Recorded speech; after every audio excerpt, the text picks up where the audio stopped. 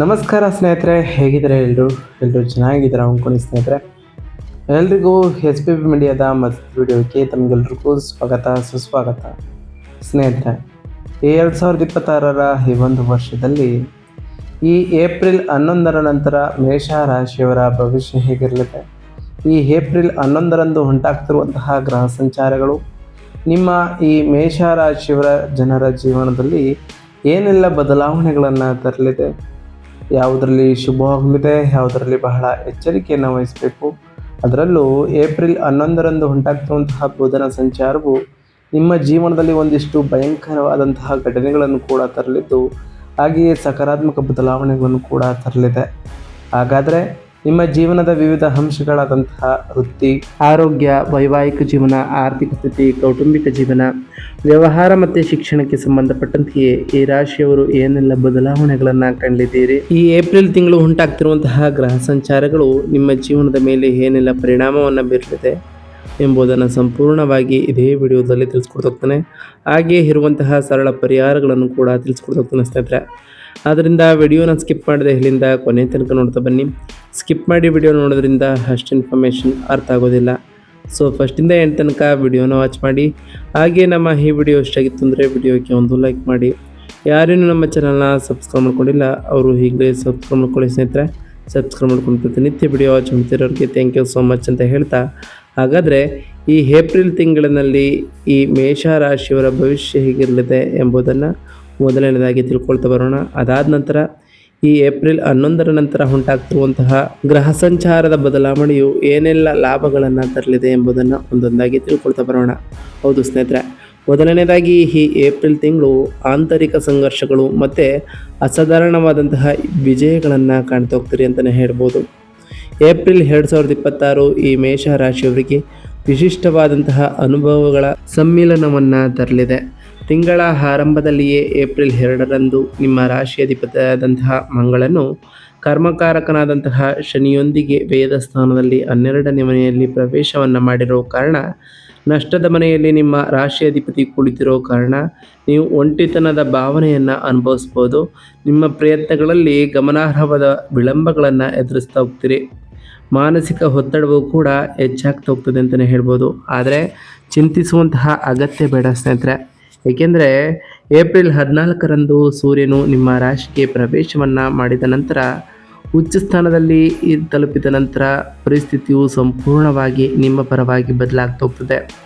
ಈ ಶಕ್ತಿಶಾಲಿ ಸೂರ್ಯನು ನಿಮಗೆ ರಾಜನಂತಹ ಅಧಿಕಾರ ಮತ್ತು ದೃಢವಾದ ಆತ್ಮವಿಶ್ವಾಸದಿಂದ ತುಂಬಲಿದೆ ಅಂತಲೇ ಹೇಳ್ಬೋದು. ಈ ಸಕಾರಾತ್ಮಕತೆಯ ವೇಗವನ್ನು ಸೇರಿಸುತ್ತಾ ಧನಾಧಿಪತಿಯಾದಂತಹ ಶುಕ್ರನು ಕೂಡ ಏಪ್ರಿಲ್ 19ರಂದು ತನ್ನ ಸ್ವಂತ ರಾಶಿಯಾದಂತಹ ವೃಷಭವನ್ನು ಪ್ರವೇಶವನ್ನು ಮಾಡ್ತಾರೆ ಸ್ನೇಹಿತರೆ. ಇದು ನಿಮ್ಮ ಆರ್ಥಿಕ ಸ್ಥಿರತೆಗೆ ಬಂಗಾರದ ಆದಿಯನ್ನು ಸಂಗಮಗೊಳಿಸಲಿದೆ ಅಂತಲೇ ಹೇಳ್ಬೋದು. ಮೊದಲ ವಾರದಲ್ಲಿಯೇ ನೀವು ತಾಳ್ಮೆಯನ್ನು ಕಾಪಾಡಿಕೊಂಡ್ರೆ ಈ 2ನೇ ವಾರದಲ್ಲಿ, ಅದರಲ್ಲೂ ಈ ಏಪ್ರಿಲ್ 11ರ ನಂತರ ಸಾಕಷ್ಟು ಬದಲಾವಣೆಗಳನ್ನು ಕಾಣ್ತಾ ಬರ್ತೀರಿ ಅಂತಲೇ ಹೇಳ್ಬೋದು.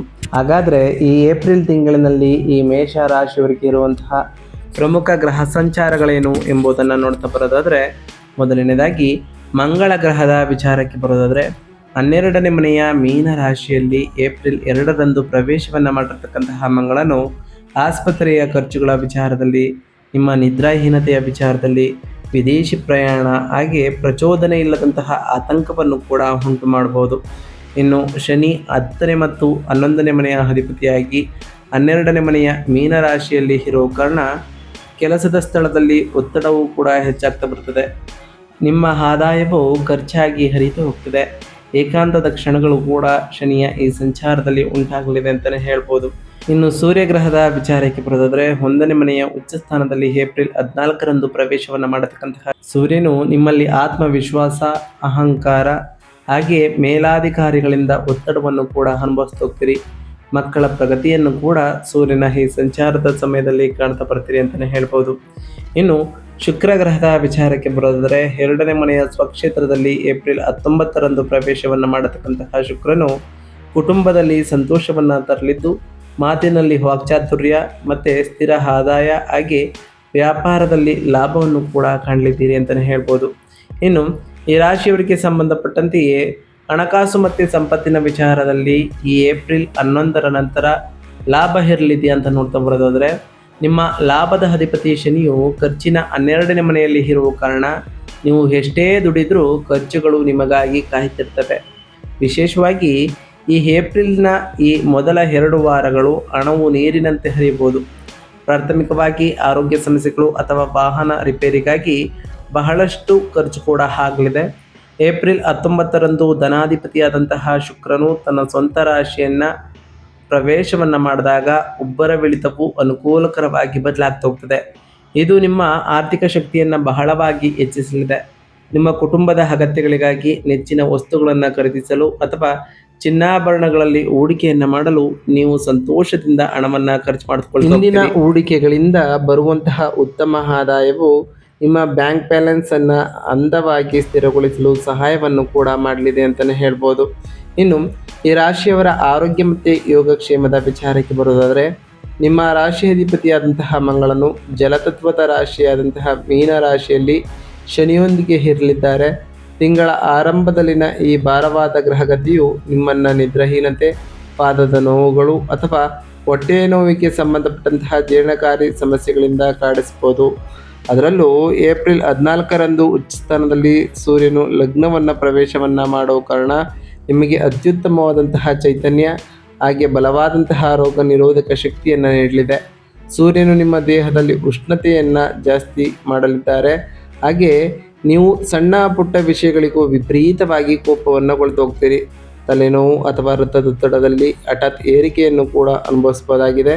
ಹಾಗೆ ಈ ಟೈಮ್ನಲ್ಲಿ ಈ ಬೆಂಕಿಯ ಶಕ್ತಿಯನ್ನು ಶಾಂತಗೊಳಿಸಲು ಪ್ರತಿದಿನ ಧ್ಯಾನವನ್ನು ಅಭ್ಯಾಸ ಮಾಡ್ತಾ ಬನ್ನಿ. ನೀವು ನಿಮ್ಮ ನೀರಿನ ಸೇವನೆಯನ್ನು ಗಮನಾರ್ಹವಾಗಿ ಹೆಚ್ಚಿಸಲು ಬಲವಾಗಿ ಶಿಫಾರಸನ್ನು ಮಾಡಬೇಕು ಅಂತಲೇ ಹೇಳ್ಬೋದು ಸ್ನೇಹಿತರೆ. ಇನ್ನು ಈ ರಾಶಿಯವರಿಗೆ ಸಂಬಂಧಪಟ್ಟಂತೆ ಕುಟುಂಬ ಮತ್ತು ವೈಯಕ್ತಿಕ ಸಂಬಂಧಗಳ ವಿಚಾರಕ್ಕೆ ಬರೋದಾದರೆ, ನಿಮ್ಮ ಕೌಟುಂಬಿಕ ಜೀವನವು ಈ ತಿಂಗಳು 2 ವಿಭಿನ್ನ ಹಂತಗಳಲ್ಲಿ ಪ್ರದರ್ಶಿಸುತ್ತದೆ. ಒಂದೆಡೆ ಲಗ್ನದಲ್ಲಿ ಇರತಕ್ಕಂತಹ ಉಚ್ಚಸ್ಥಾನದಲ್ಲಿ ಸೂರ್ಯನು ನಿಮ್ಮ 7ನೇ ಮನೆಯ ಮೇಲೆ ನೇರ ದೃಷ್ಟಿಯನ್ನು ಬಿಡಲಿದ್ದಾರೆ. ಇದು ನಿಮ್ಮ ಜೀವನದ ಸಂಗಾತಿಯೊಂದಿಗೆ ಅಹಂಕಾರದ ಘರ್ಷಣೆಗಳು ಮತ್ತು ಹೆಮ್ಮೆಯ ಭಿನ್ನಾಭಿಪ್ರಾಯಗಳನ್ನು ಪ್ರಚೋದಿಸಲಿದೆ. ನಿಮ್ಮ ಸಂಗಾತಿಯು ನೀವು ಹೇಳಿದ್ದನ್ನೆಲ್ಲ ಸುಮ್ಮನೆ ಕೇಳಬೇಕು ಮತ್ತು ಪಾಲಿಸಬೇಕು ಎಂದು ನಿರೀಕ್ಷಿಸುವಂತಹ ಪ್ರವೃತ್ತಿಯನ್ನು ಈ ರಾಶಿಯವರು ಬೆಳೆಸ್ಕೊಳ್ತಾ ಹೋಗ್ತೀರಿ. ಈ ನಡವಳಿಕೆಯನ್ನು ನಿಯಂತ್ರಿಸುವುದು ಅತ್ಯಂತ ನಿರ್ಣಾಯಕವಾಗಿರಲಿದೆ ಅಂತಲೇ ಹೇಳ್ಬೋದು.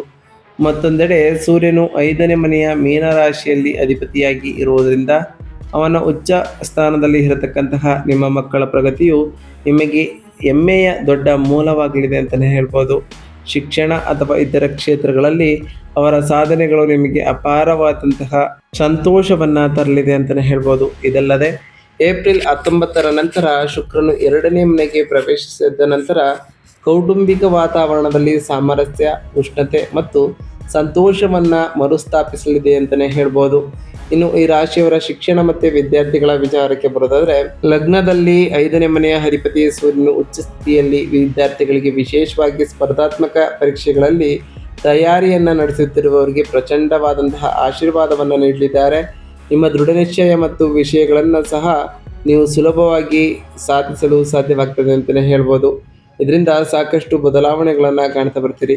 12ನೇ ಮನೆಯಲ್ಲಿ ಶನಿ ಮತ್ತು ಮಂಗಳನ ದೃಷ್ಟಿಯು ಸಾಂದರ್ಭಿಕವಾಗಿ ದೈಹಿಕ ಆಲಸ್ಯವನ್ನು ಉಂಟು ಮಾಡ್ಬೋದು. ಇದನ್ನು ಜಯಿಸ್ಕೊಳ್ತಾ ಬನ್ನಿ. ಇದು ನಿಮ್ಮ ಜೀವನದಲ್ಲಿ ಸಾಕಷ್ಟು ಬದಲಾವಣೆಗಳನ್ನು ತರಲಿದೆ ಅಂತಲೇ ಹೇಳ್ಬೋದು ಸ್ನೇಹಿತರೆ. ಒಟ್ಟಾರೆಯಾಗಿ ಸಾಕಷ್ಟು ಬದಲಾವಣೆಗಳನ್ನು ಈ ಏಪ್ರಿಲ್ ತಿಂಗಳಿನಲ್ಲಿ ಕಾಣ್ತಾ ಬರ್ತೀರಿ. ಹಾಗಾದರೆ ಈ ಏಪ್ರಿಲ್ ತಿಂಗಳಿನಲ್ಲಿ ಈ ರಾಶಿಯವರು ಮಾಡಬೇಕಾಗಿರುವಂತಹ ಸರಳ ಪರಿಹಾರಗಳೇನು ಅಂತ ನೋಡ್ತಾ ಬರೋದಾದರೆ, 12ನೇ ಮನೆಯಲ್ಲಿನ ಶನಿ ಮಂಗಳ ಸಂಯೋಗದ ದುಷ್ಪರಿಣಾಮಗಳನ್ನು ತಗ್ಗಿಸಲು ಮತ್ತು ಉಚ್ಚಸ್ಥಾನದಲ್ಲಿ ಉಂಟಾಗ್ತಿರುವಂತಹ ಸೂರ್ಯನಿಂದ ಉಂಟಾಗುವ ಆಕ್ರಮಣಶೀಲತೆಯನ್ನು ನಿಯಂತ್ರಿಸಲು ನಾವು ತಿಳಿಸ್ಕೊಡುವಂತಹ ಸರಳ ಪರಿಹಾರಗಳನ್ನು ಶ್ರದ್ಧೆಯಿಂದ ಅನುಸರಿಸ್ತಾ ಬನ್ನಿ. ಮಂಗಳ ಮತ್ತು ಶನಿ ದೋಷವನ್ನು ತಟಸ್ಥಗೊಳಿಸಲು ಪ್ರತಿ ಮಂಗಳವಾರ ಮತ್ತು ಶನಿವಾರದಂದು ಹನುಮಾನ್ ಚಾಲಿಸವನ್ನು ಪಠಿಸಿ ಅಥವಾ ಸುಂದರಕಾಂಡವನ್ನು ಓದಿ. ಇದು ನಿಮ್ಮನ್ನು ಅಪಘಾತಗಳು ಮತ್ತು ಗುಪ್ತ ಅಪಾಯಗಳಿಂದ ರಕ್ಷಿಸಲ್ಪಡಲಿದೆ ಅಂತಲೇ ಹೇಳ್ಬೋದು. ಏಪ್ರಿಲ್ 14ರಿಂದ ಸೂರ್ಯನು ಉಚ್ಚಸ್ಥಾನದಲ್ಲಿ ಇರೋದರಿಂದ ಪ್ರತಿದಿನ ಸೂರ್ಯ ನಮಸ್ಕಾರವನ್ನು ಮಾಡಿ ಮತ್ತು ಬೆಳಗ್ಗೆ ಆದಿತ್ಯ ಹೃದಯ ಸ್ತೋತ್ರವನ್ನು ಪಠಿಸಿ. ಇದು ನಿಮಗೆ ನಿಜವಾದ ನಾಯಕತ್ವದ ಗುಣಗಳನ್ನು ಕರುಣಿಸುವಾಗ ನಿಮ್ಮ ಅಹಂಕಾರವನ್ನು ಕಡಿಮೆ ಮಾಡಲು ಸಹಾಯವನ್ನು ಮಾಡಲಿದೆ ಅಂತಲೇ ಹೇಳ್ಬೋದು. ಗ್ರಹಗಳು ವ್ಯಯಸ್ಥಾನದಲ್ಲಿ ಇರೋದರಿಂದ ಆಸ್ಪತ್ರೆಗಳಲ್ಲಿರುವ ರೋಗಿಗಳಿಗೆ ಸ್ವಯಂ ಪ್ರೇರಿತವಾಗಿ ಔಷಧಿಗಳನ್ನು ದಾನ ಮಾಡಿ ಅಥವಾ ಅನಾಥಾಶ್ರಮಗಳಿಗೆ ಬೆಂಬಲವನ್ನು ನೀಡಿ ಈ ಸಕಾರಾತ್ಮಕ ಕಾರ್ಯವು ಅನಗತ್ಯ ಮತ್ತು ಅನಿರೀಕ್ಷಿತ ಆರ್ಥಿಕ ನಷ್ಟವನ್ನು ತಡೆಯಲು ಸಹಾಯವನ್ನು ಮಾಡಲಿದೆ ಅಂತಲೇ ಹೇಳ್ಬೋದು. ಒಟ್ಟಾರೆಯಾಗಿ ಸಾಕಷ್ಟು ಬದಲಾವಣೆಗಳನ್ನು ಕಾಣ್ತಾ ಬರ್ತೀರಿ. ಹಾಗೆ ಪ್ರತಿ ಶನಿವಾರದಂದು ಓಂ ಶಂ ಶನೈಶ್ವರಾಯ ನಮಃ ಎಂಬ ಮಂತ್ರವನ್ನು ಜಪಿಸಿ, ಸಾಧ್ಯವಾದರೆ ಶನಿದೇವರ ದೇವಾಲಯಕ್ಕೆ ತೆರಳಿ ಶನಿದೇವರಿಗೆ ಪ್ರಿಯವಾಗಿರುವಂತಹ ಕಪ್ಪು ಎಳ್ಳಿನ ಬತ್ತಿಯನ್ನು ಹಚ್ಚೋದ್ರಿಂದ ಸಾಕಷ್ಟು ಉತ್ತಮವಾದಂತಹ ಫಲಿತಾಂಶಗಳನ್ನು ಕಾಣ್ತಾ ಬರ್ತೀರಿ ಅಂತ ಹೇಳ್ತಾ, ಹಾಗೆ ಏಪ್ರಿಲ್ 14ರಂದು ಸೂರ್ಯನು ಉಚ್ಚ ಸ್ಥಾನದಲ್ಲಿ ಇರುವುದರಿಂದ ಪ್ರತಿದಿನ ಸೂರ್ಯ ನಮಸ್ಕಾರವನ್ನು ಮಾಡಿ ಪ್ರತಿ ಶನಿವಾರದಂದು ಓಂ ಶಂ ಶನೈಶ್ವರಾಯ ನಮಃ ಎಂಬ ಮಂತ್ರವನ್ನು ಜಪಿಸುವ ಜೊತೆಗೆ ಸಾಕಷ್ಟು ಉತ್ತಮವಾದಂತಹ ಫಲಿತಾಂಶಗಳನ್ನು ಕೂಡ ಕಾಣ್ತಾ ಬರ್ತೀನಿ ಅಂತಲೇ ಹೇಳ್ಬೋದು. ಪ್ರತಿ ಶನಿವಾರದಂದು ಓಂ ಶಂ ಶನೈಶ್ವರಾಯ ನಮಃ ಎಂಬ ಮಂತ್ರವನ್ನು ಜಪಿಸಿ, ಹಾಗೆ ಪ್ರತಿ ಶುಕ್ರವಾರದಂದು ಓಂ ಲಕ್ಷ್ಮೀನಾರಾಯಣಾಯ ನಮಃ ಎಂಬ ಮಂತ್ರವನ್ನು ಜಪಿಸಿ, ಪ್ರತಿ ಗುರುವಾರದಂದು ಓಂ ಗುರುಭ್ಯೋ ನಮಃ ಎಂಬ ಮಂತ್ರವನ್ನು ಜಪಿಸಿ. ಸ್ನೇಹಿತರೆ, ನಾವು ತಿಳಿಸ್ಕೊಟ್ಟಿರುವಂತಹ ಈ ಎಲ್ಲ ಸರಳ ಪರಿಹಾರಗಳನ್ನು ಈ ರಾಶಿಯವರು ಮಾಡಿದ್ದೆ ಆದರೆ ನಿಮ್ಮ ಜೀವನದಲ್ಲಿ ಸಾಕಷ್ಟು ಬದಲಾವಣೆಗಳನ್ನು ಕಾಣ್ತಾ ಬರ್ತೀರಿ. ನೀವು ಅಂದುಕೊಂಡಿರುವಂತಹ ಕಾರ್ಯಗಳು ಕೂಡ ಯಾವುದೇ ಅಡೆತಡೆ ಇಲ್ಲದೆ ನೆರವೇರ್ತಾ ಬರ್ತದೆ. ಸ್ನೇಹಿತರೆ, ಇದಾಗಿತ್ತು ಇವತ್ತಿನ ಒಂದು ವಿಡಿಯೋ. ಸ್ನೇಹಿತರೆ, ವಿಡಿಯೋ ಇಷ್ಟ ಆಗಿತ್ತು ಅಂದರೆ ವಿಡಿಯೋಕ್ಕೆ ಒಂದು ಲೈಕ್ ಮಾಡಿ. ಯಾರೇನು ನಮ್ಮ ಚಾನಲ್ನ ಸಬ್ಸ್ಕ್ರೈಬ್ ಮಾಡ್ಕೊಂಡಿಲ್ಲ ಅವರು ಈಗಲೇ ಸಬ್ಸ್ಕ್ರೈಬ್ ಮಾಡ್ಕೊಳ್ಳಿ. ಸಬ್ಸ್ಕ್ರೈಬ್ ಮಾಡ್ಕೊಂಡು ಪ್ರತಿನಿತ್ಯ ವಿಡಿಯೋ ವಾಚ್ ಮಾಡ್ತಿರೋರಿಗೆ ಥ್ಯಾಂಕ್ ಯು ಸೊ ಮಚ್ ಅಂತ ಹೇಳ್ತಾ, ಹಾಗೆ ಕಮೆಂಟ್ನಲ್ಲಿ ಓಂ ಶನೈಶ್ವರಾಯ ನಮಃ, ಓಂ ಗುರುಭ್ಯೋ ನಮಃ, ಓಂ ಲಕ್ಷ್ಮೀನಾರಾಯಣಾಯ ನಮಃ ಎಂದು ಕಮೆಂಟ್ ಮಾಡಿ. ಸ್ನೇಹಿತರೆ, ಆ ಶನಿದೇವರು, ಮಂಗಳದೇವ, ಗುರುದೇವ, ಲಕ್ಷ್ಮೀನಾರಾಯಣ ನಿಮಗೆ ಆಯುಷ್ಯ, ಆರೋಗ್ಯ, ಸಮೃದ್ಧಿಗಳನ್ನು ಕೊಟ್ಟು ಕಾಪಾಡಲಿ. ನೀವು ಅಂದುಕೊಂಡಿರುವಂತಹ ಕಾರ್ಯಗಳು ಯಾವುದೇ ಅಡೆತಡೆ ಇಲ್ಲದೆ ನೆರವೇರಲಿ ಅಂತ ಆ ದೇವರಲ್ಲಿ ಕೇಳ್ಕೊಳ್ತಾ ಇವತ್ತಿನ ಒಂದು ವಿಡಿಯೋನ ಮುಗಿಸ್ತಿದ್ದೀನಿ. ಸ್ನೇಹಿತರೆ, ಸಿಗ್ತೀನಿ ಮತ್ತೊಂದು ವಿಡಿಯೋದೊಂದಿಗೆ. Thank you for watching.